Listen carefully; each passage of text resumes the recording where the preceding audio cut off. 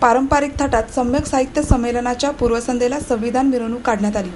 पारंपरिक वेशभूषेतील गोंधळ, पोतराज, संत गाडगेबाबा यांची वेशभूषा परिधान केलेले विद्यार्थी, संविधानाचे महत्त्व सांगणारा चित्ररथ अशा थाटात सम्यक साहित्य संमेलनाच्या पूर्वसंध्येला संविधान मिरवणूक काढण्यात आली। महापौर वैशाली बनकर यांच्या हस्ते महापालिकेतील महात्मा फुले यांच्या पुतळ्यास पुष्पहार अर्पण करण्यात आला।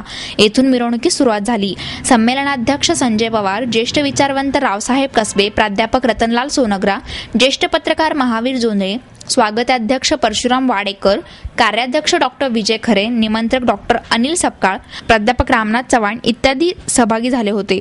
सायंकाळी 5 वाजता मिरवणुकीस प्रारंभ झाला।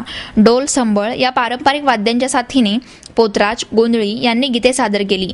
संत गाडगेबाबा महाराजांची वेशभूषा परिधान केलेले संभाजी पालवे हे सर्वांचे लक्ष वेधून घेत होते।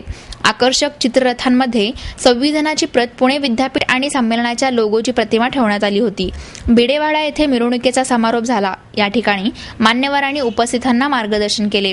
पुणे विद्यापीठामध्ये दिनांक 14 डिसेंबर रोजी सकाळी 10 वाजता संमेलनाचे उद्घाटन झाले। दलित आणि स्त्रीवादी चळवळीच्या अभ्यासिका डॉक्टर पंडित पद्मश्री नामदेव ढसाळ, कुलगुरू डॉक्टर वासुदेव घाडे, संजय पवार यावेळी उपस्थित राहणार होते। ते संमेलन 3 होणार असून त्यामध्ये विविध विषयांवर मान्यवरांची व्याख्याने, परिसंवाद आणि कवी संमेलन होणार आहेत।